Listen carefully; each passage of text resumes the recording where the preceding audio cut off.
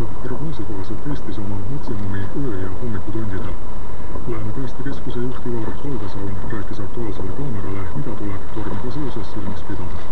Tuuleprognoos on selline, kus sellised elementaarsed asjad tasub meeles pidada, et ei maksa välja ronida sel perioodil, kui on tormioht kõige suurem ja tasub mõelda, kuhu oma auto parkida, et sinna midagi peale ei kukuks ja tasub hoida oma telefon laetuna, kodus patarei valmis raadio jaoks või ka muud akud täis laetuna. Maanteeamet teatas, et tormi ajal tasuks autoga liiklemist vältida. Maanteeameti hooldusosakonna juhataja Rain Hallimäe ütles, et kui see ei ole võimalik, siis tuleks olla sõidu ajal äärmiselt tähelepanelik. Tema sõnul tasuks paduvihma ja tormituulega piirkonda sattudes kaaluda sõidu katkestamist, valides parkimiseks ohutu koha parklas, tee laiendusel või mujal. Hallimäe ütles, et ka hommikuseks sõiduks tuleks varuda rohkem aega, sest teedel võib esineda takistusi. Maanteeinfokeskus ootab teateid võimalikest takistustest lühinumbril 1510.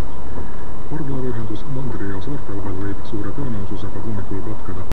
Vainomaari liinide teenindusjuht Anu Hiiuväin. Praeguste ennustuste kohaselt siis homme varahommikul, teisipäeva varahommikul on see võimalus täiesti olemas. Küll aga ei saa seda täna veel kindlalt öelda, sest et need otsused tehakse väga operatiivselt ja seda teevad juba laevajuhid sadamates